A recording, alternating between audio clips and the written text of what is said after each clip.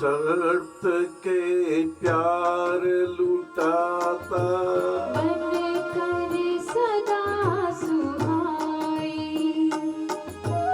जगतपति है बड़ा दयालु, कैसे करूं बड़ाई नारायण, कैसे करूं बड़ाई। ये सत्संग यही है, हमारा जीवन बढ़िया हो जाए। सत्संग ये है कि हमारे देह देवालय को हम समझ लें।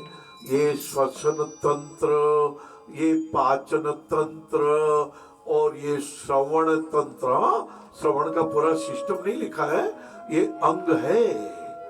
बिनु हरि कथा सुनई जय गाना, श्रवण रंध्रतहि भवन समाना। इसको सांप की बाबी का भवन नहीं बनाना। आपने देखा होगा कि जिनके कान में कोई तकलीफ होती तो चक्कर आने लगते हैं बाबू। कान में तकलीफ होती तो बहुत बहुत ये ब्रेन से जुड़ा हुआ है। हाँ, हमारे शरीर के प्रिंसिपल साहब से जुड़े हुए कान, बड़ी रक्षा करना चाहिए। कभी कभी तो कुचर कुचर करते ही रहते हैं, कुचर को नहीं कुचर। देखो ज्ञान की कोई सीमा नहीं बाबूजी। मैं पहले आज से 20 साल पहले मंजन गलत करता था।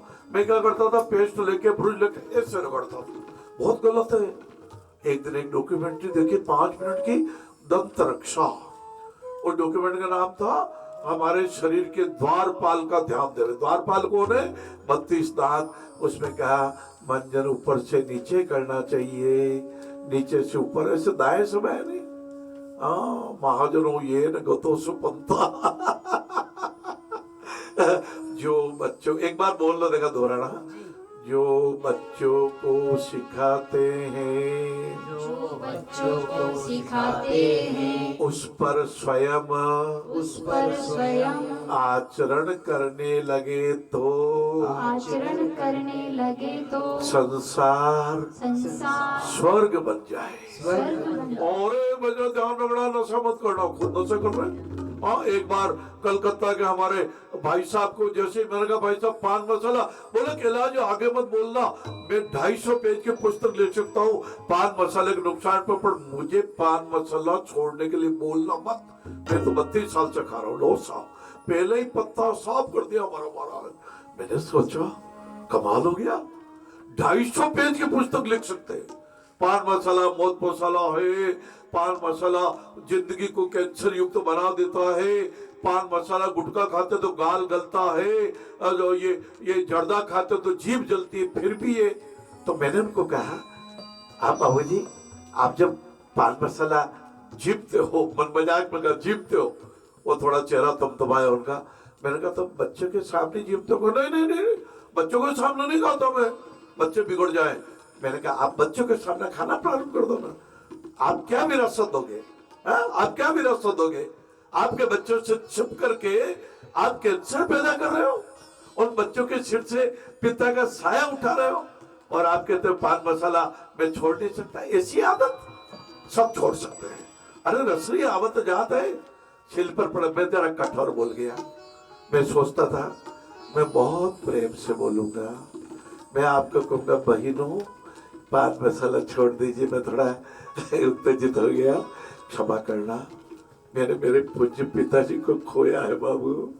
मेरे पूज्य पिताजी पहले कभी बीड़ी पिया करते थे, अपने स्वर्गवास के 20 साल पहले छोड़ दी थी, फिर भी उनको फेफड़े का कैंसर हो गया। मेरे पिताजी की तरफ एक एक क्षण पे निगाह करता था, मेरे पूज्य पिताजी को कैंसर क्यों हो गया। और डॉक्टरों ने कहा था 20 साल पहले की बीड़ी का तंबाकू का धुआं इनके फेफड़े में जम गया, वो एक बिंदु बढ़ गया, कैंसर हो गया। मैंने खोया बाबू, खोया है। मेरे पिताजी आकाश से बड़े पिताजी मुझे छोड़कर चले गए। आप मेरे को ये दक्षिणा दे दीजिए, हाथ जोड़ के प्रार्थना करता हूँ। पान मसाला मत खाइए, दारू मत पीजिए, ये कुटे मत पालिए, शरीर का रक्षण कीजिए।